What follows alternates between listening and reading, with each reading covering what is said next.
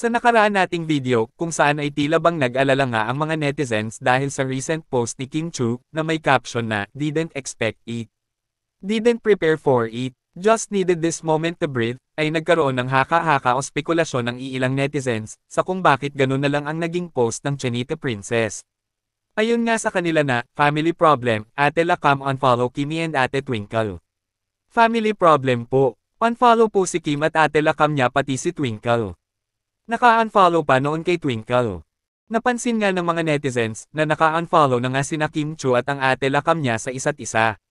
Na dahilan ng mga spekulasyon o haka-haka ng mga netizens. Ngunit, ayon sa mga netizens, na sana, kung ano man ang dahilan ng pag-unfollow nila sa isa't isa, ay sana nga maayos nila ito. Alam naman natin na talagang grabe rin ang naging pagsuporta ni Ate Lakam kay Kimi. At grabe rin ang pagmamahal ni Kimi sa kanyang Ate Lakam. Kayo, anong masasabi nyo tungkol dito? Just comment down below.